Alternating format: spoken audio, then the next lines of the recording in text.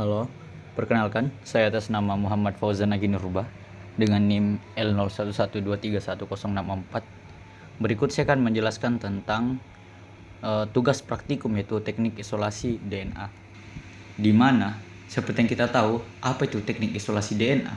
Jadi, teknik isolasi DNA merupakan prosedur fundamental dalam biologi molekuler yang bertujuan untuk memperoleh molekul DNA dari satu sel atau jaringan organisme dalam keadaan murni, utuh, dan stabil.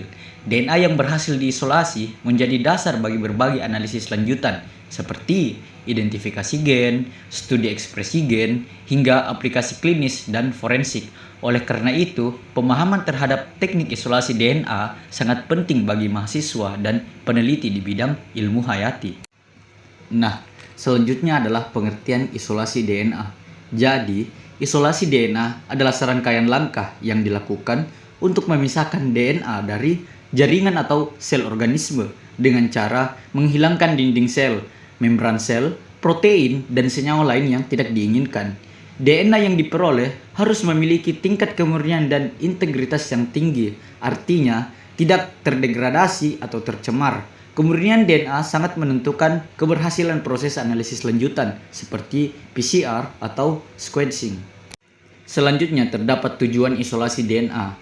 Jadi, tujuan utama isolasi DNA adalah memperoleh DNA yang cukup banyak dan memiliki kualitas yang baik, baik dari segi kemurnian maupun keutuhan struktur.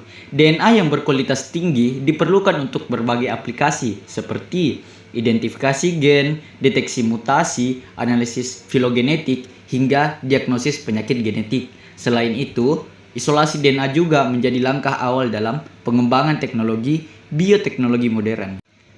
Selanjutnya terdapat prinsip dasar isolasi DNA.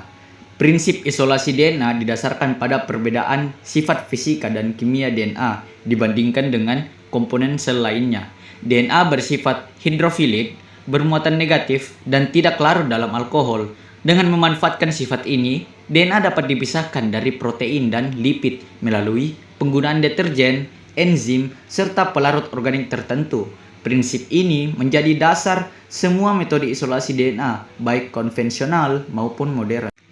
Terdapat tahapan umum isolasi DNA. Tahapan isolasi DNA dilakukan secara sistematis dan berurutan. Lisis sel bertujuan membuka struktur sel, pemisahan protein untuk membersihkan DNA dari pengotor,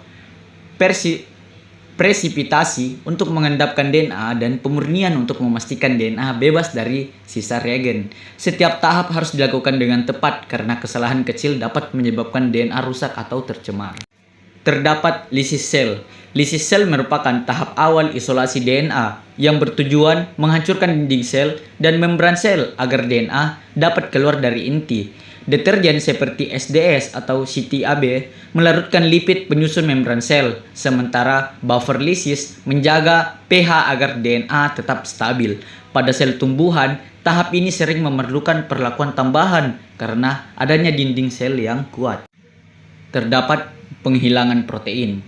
Protein, terutama histon, terikat kuat pada DNA di dalam inti sel. Oleh karena itu, protein harus dihilangkan agar DNA menjadi murni. Enzim proteinase K digunakan untuk memecah protein menjadi fragmen kecil. Alternatif lain adalah penggunaan campuran fenol kloroform yang memisahkan protein ke fase organik, sementara DNA tetap berada di fase air. Selanjutnya terdapat presipitasi DNA. Presipitasi DNA dilakukan dengan menambahkan alkohol dingin seperti etanol atau isopropanol. Alkohol menyebabkan DNA tidak larut dan membentuk endapan yang dapat dilihat secara visual. Ion garam membantu menetralkan muatan negatif DNA sehingga molekul DNA dapat saling berkaitan dan mengendap dengan sempurna. Terdapat pemurnian DNA. Endapan DNA yang terbentuk kemudian dicuci dengan alkohol 70% untuk menghilangkan sisa garam dan bahan kimia lainnya. Setelah dikeringkan, DNA dilarutkan kembali menggunakan buffer TA atau air bebas nuklease. DNA yang telah dimurnikan dapat disimpan atau langsung digunakan untuk analisis. Bahan yang digunakan dalam isolasi DNA meliputi sampel biologis, buffer lisis, deterjen, enzim, dan alkohol. Alat yang diperlukan antara lain mikropiper, tabung sentrifus, dan sentrifus. Ketepatan penggunaan alat dan kebersihan bahan sangat menentukan kualitas DNA yang dihasilkan. Jenis teknik isolasi DNA. Berbagai teknik isolasi DNA dikembangkan untuk menyesuaikan jenis sampel dan tujuan penelitian. Metode CTAB efektif untuk tanaman karena mampu menghilangkan polisakarida. Metode kit komersial lebih praktis dan cepat, namun membutuhkan biaya yang lebih tinggi. Lalu terdapat aplikasi isolasi DNA. DNA hasil isolasi digunakan dalam berbagai aplikasi seperti PCR, sequencing DNA, analisis filogenetik, forensik, dan bioteknologi. Tanpa isolasi DNA yang baik, hasil analisis dapat menjadi tidak akurat atau tidak dapat diinterpretasikan. Lalu terdapat faktor yang mempengaruhi keberhasilan. Keberhasilan isolasi DNA dipengaruhi oleh kualitas sampel, kondisi lingkungan, serta ketelitian dalam prosedur. DNA sangat rentan terhadap degradasi oleh enzim nuklease, sehingga isolasi harus dilakukan dalam kondisi steril dan terkontrol. Terdapat kelebihan dan keterbatasan. Isolasi DNA memungkinkan analisis genetik secara mendalam, namun memerlukan ketelitian tinggi dan fasilitas laboratorium yang memadai. Kesalahan prosedur dapat menyebabkan DNA terkontaminasi ataupun rusak. Sebagai kesimpulan, teknik isolasi DNA merupakan dasar dari berbagai metode biologi molekuler.